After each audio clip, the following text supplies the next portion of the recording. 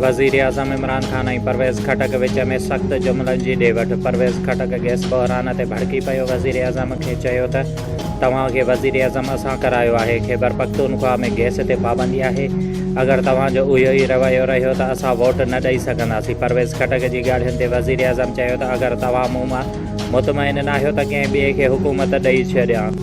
वज़ीर आज़म parliamentary party इजलास मां उथी वञण लॻो त मेंबरनि रोके वरितो। परवेज़ खटक इजलास मां हलियो वियो। मिनी बजट जी मंज़ूरीअ लाइ क़ौमी असेंबलीअ जो इजलास शुरू। हुकूमती कारकुननि जा नंबर पूरा बिल पास कराइण जी दावा। अपोज़िशन जी बिल जी मुखालफ़त जी मज़म्मत में भरपूर तयारी। वज़ीर आज़म जी सदारत हेठि पार्टीअ जे इजलास में इतिहादनि जी बि शिरकत। शेख रशीद जी दावा आहे त नंढनि गाॾियुनि ऐं डबल रोटी ऐं खीर ते टैक्स ख़तमु कयो वियो आहे। फवाद चौधरीअ चयो आहे त अॼु सप्लीमेंट्री बिल पास थियण सां मुल्की मईशत में बहितरी ईंदी। महांगाई ऐं मिनी बजट जे ख़िलाफ़ अपोज़िशन जी जमायतुनि जो पार्लियामेंट जे ॿाहिरां एहतिजाजी मुज़ाहिरो। अपोज़िशन लीडर शहबाज़ शरीफ़ चयो आहे त इमरान नियाज़ी 22 करोड़ अवाम सां ज़ुल्म कयो आहे। महांगाईअ खे क़ाबू करणु नामुमकिन थी वियो आहे। पहिरियां लॻंदो हुयो त हिन हुकूमत खे मुदो पूरो करणु खपे। सियासी जमायतुनि खे हाणे अवाम जे चवण ते हलणो पवंदो। हिन हुकूमत खे घर मोकिलण लाइ को तरीक़ो कढणो पवंदो। मरियम नवाज़ जी मीडिया सां गुफ़्तगू। हुन चयो त हुकूमत जी नाअहली ऐं नालाइकी सॼी दुनिया जे साम्हूं आहे। मरीअ में माण्हू बर्फ़बारीअ सां न पर हिननि जी बेहसीअ सां मुआ आहिनि। मरियम नवाज़ फायरिंग में ज़ख़्मी लिगी MP बिलावल यासीन जे घर वञी अयादत कई। नेपरा बिजली ₹4.30 फ़ी यूनिट महांगी करे छॾी। इज़ाफ़ो नवंबर जे फ्यूल एडजस्टमेंट जी मद में कयो वेंदो। के इलेक्ट्रिक ऐं लाइफ लाइन सार्फ़िन ते न हूंदो।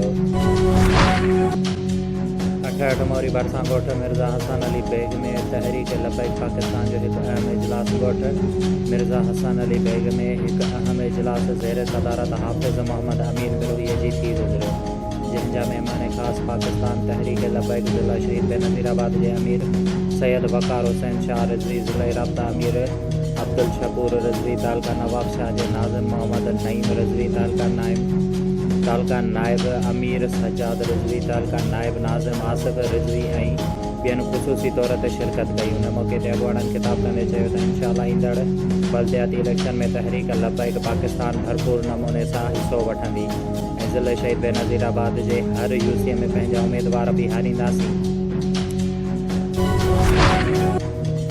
नवाब शाह पाकिस्तान मुस्लिम लीग फंक्शनल जे ज़िले सदर मीर शेर मोहम्मद खान रिंद जी अॻुवाणीअ में grand democratic alliance Pakistan Tehreek इंसाफ़ ऐं MQM तरफ़ां बल्दियाती निज़ाम ख़िलाफ़ हामिद अली क्लब खां प्रेस क्लब ताईं एहतिजाजी रैली कढी वई।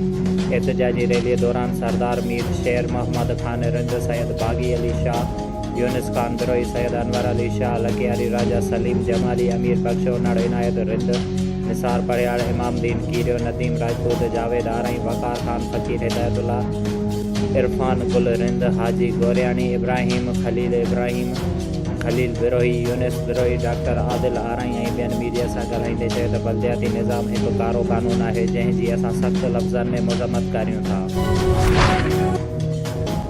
68 मोरी भरिसां हवा स्टार मॉडल स्कूल में हारी वेलफेयर एसोसिएशन, सिहत खाते ऐं social welfare department Nawab Shah जे गॾियल ताउन सां कोरोना खां बचाव जी वैक्सीन कैंप लॻाई वई। कैंप ते इलाइक़े जे मुख़्तलिफ़ ॻोठनि जा रहवासियुनि पहुची वैक्सीनेशन कराई।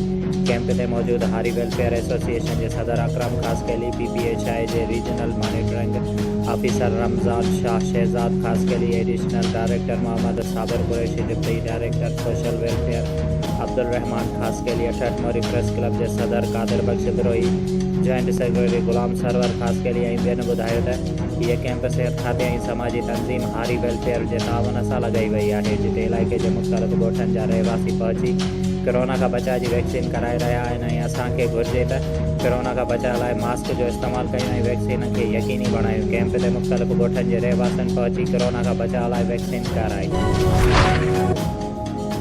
जाम साहब पाकिस्तान मुस्लिम लीग फंक्शनल जाम साहब सिटीअ जे मीटिंग फंक्शनल मुस्लिम लीग ऑफिस जे जाम साहब में थी गुज़री, जंहिंमें सदर गुलाम मुस्तफ़ा शहर, नायब सदर असलम ॾाहिरी, जनरल सेक्रेटरी वक़ार फ़कीर ॾाहिरी, नायब सदर वॾेरो रफ़ीक अहमद शहर, इंफॉर्मेशन सेक्रेटरी फ़कीर मुशाहिद हुसैन तीवणो, धणी बख्श तीवणो, क़ुरबान अली जट ऐं ॿियनि शिरकत कई।